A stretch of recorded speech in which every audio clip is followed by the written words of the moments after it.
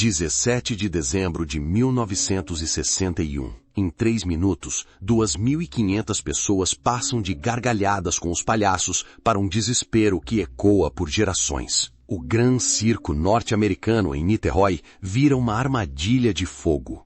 O incêndio mata 503 pessoas. A maioria são crianças. É o maior desastre em espaço fechado da história do Brasil. Niterói tem 350 mil habitantes em 1961.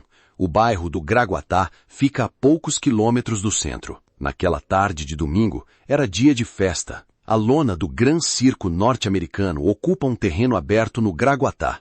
O circo chegou ao Rio de Janeiro em novembro de 1961 e fez dezenas de apresentações. A sessão das 15 horas do dia 17 está lotada. As arquibancadas de madeira estão ocupadas em sua totalidade. Helena Rodrigues tem 8 anos. Ela veio com a mãe, Maria das Graças. Sentam no setor central, perto do picadeiro. Às 15h20, o segundo número do espetáculo está em andamento. Uma chama aparece próxima à entrada principal. A lona é tratada com parafina impermeabilizante. O fogo avança pela estrutura em segundos. A lona inteira colapsa em chamas em menos de 3 minutos. As saídas de emergência são insuficientes. Parte das arquibancadas bloqueia os corredores de fuga. O corpo de bombeiros chega quando a estrutura já está destruída. Nas 48 horas seguintes, a polícia prende um suspeito. Ele tem 22 anos e trabalha no circo há 3 semanas. O delegado Feliciano de Souza assina o auto de prisão. Mas o fogo foi criminoso ou foi acidente?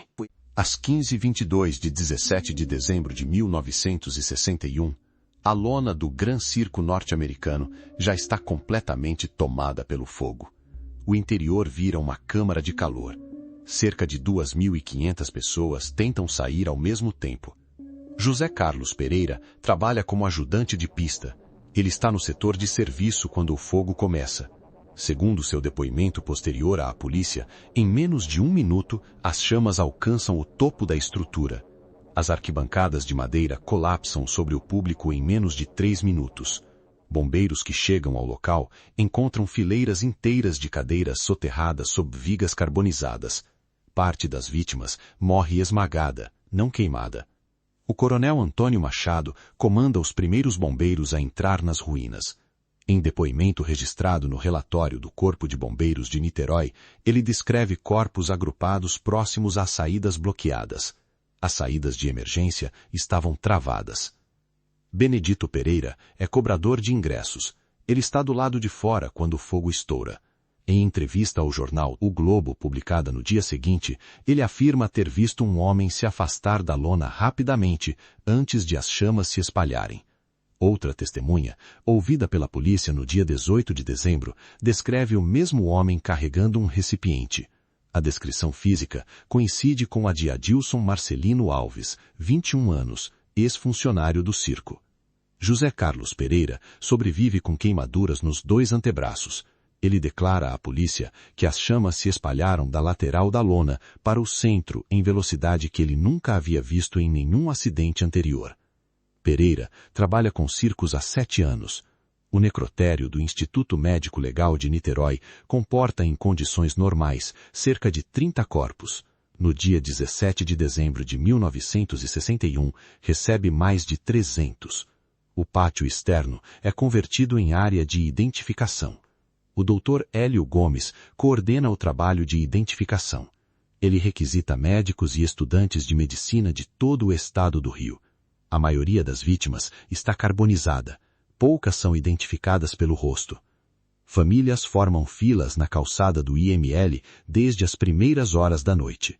A identificação é feita por objetos pessoais, sapatos, roupas, joias, documentos encontrados entre os escombros. Maria das Graças Silva é reconhecida por um brinco e por fragmentos do vestido floral que usava. Helena Rodrigues, 8 anos, não é encontrada com vida. Ela havia ido ao circo com a mãe e 2 irmãos mais velhos. Os irmãos conseguem sair. A mãe e Helena, não. O pai identifica a menina no dia 18 de dezembro. O padre Joaquim Menezes permanece no IML durante toda a noite de 17 para 18 de dezembro. Ele assiste às identificações e oferece últimos ritos. Em registro paroquial da Igreja de São João Batista, ele anota: "Nunca vi tantos mortos em um único dia." Na manhã de 18 de dezembro de 1961, o delegado Feliciano de Souza assume formalmente as investigações.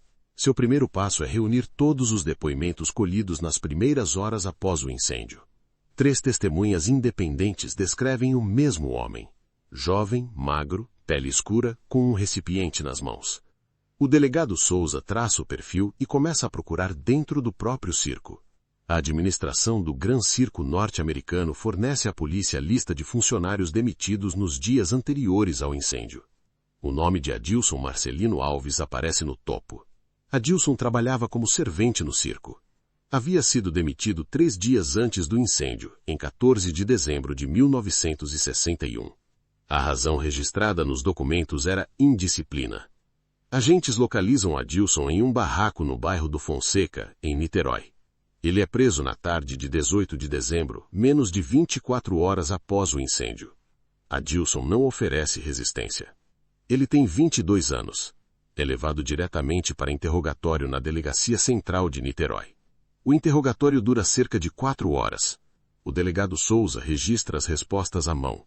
Nas primeiras perguntas, Adilson nega qualquer envolvimento com o incêndio. O delegado Souza apresenta os depoimentos das 3 testemunhas. Confrontado com as descrições que correspondem à sua aparência, Adilson para de falar por alguns minutos. Depois, confessa. Adilson declara que comprou 1 litro de gasolina na manhã de 17 de dezembro. Ele entra na lona do circo durante o espetáculo e derrama o combustível na borda da estrutura de lona. Adilson afirma que queria se vingar da direção do circo por conta da demissão. Ele não menciona ter considerado a presença do público. O laudo pericial confirma a gasolina como acelerador do incêndio. A perícia técnica do Instituto de Criminalística do Rio de Janeiro coleta amostras do solo sob os destroços. O relatório, concluído em 20 de dezembro, identifica hidrocarbonetos compatíveis com gasolina automotiva.